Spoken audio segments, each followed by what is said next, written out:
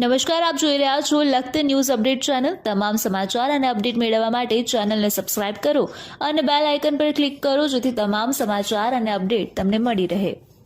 જૂનાગઢ જિલ્લાના માંગરોળ શહેરમાં માંગરોળ નગરપાલિકા દ્વારા ડિમોલેશનની કામગીરી હાથ ધરવામાં આવી। ટાવર ચોકથી લીમડા ચોક સુધી દુકાન બહાર કાઢવામાં આવેલા છાપરા દૂર કરવામાં આવ્યા। જૂનાગઢ જિલ્લાના માંગરોળ તાલુકા મથકમાં માંગરોળ નગરપાલિકા દ્વારા ડિમોલેશન કામગીરી શરૂ કરવામાં આવી રહી છે।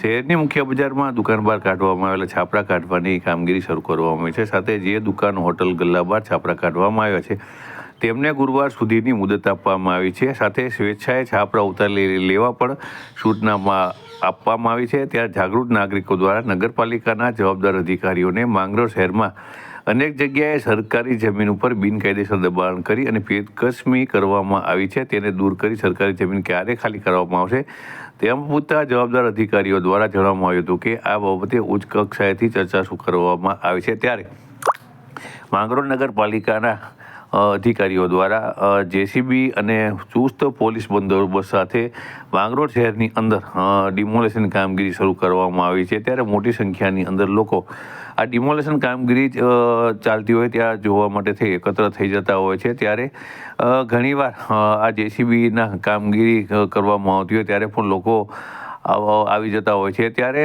માંગરોળ નગરપાલિકાના અધિકારીઓના માર્ગદર્શન અને સૂચના મુજબ હાલની અંદર મોટા પાયે ડિમોલેશનની કામગીરી કરવામાં આવી છે। હજુ પણ વધુ ડિમોલેશન થઈ શકે તેમ છે।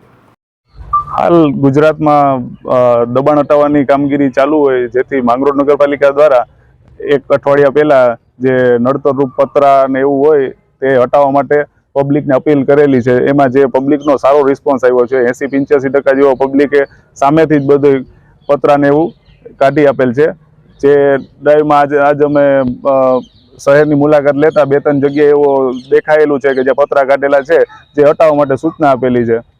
ખાસ કરીને જે શહેર હાલ અમારી ચર્ચા વિચારણા ઉપર છે કે આગળની અમે અત્યારે પતરાનું લીધું છે એટલે આગળના અમારા ચીફ ઓફિસર સાહેબની સૂચના મુજબ આગળની કાર્યવાહી કરવામાં આવશે।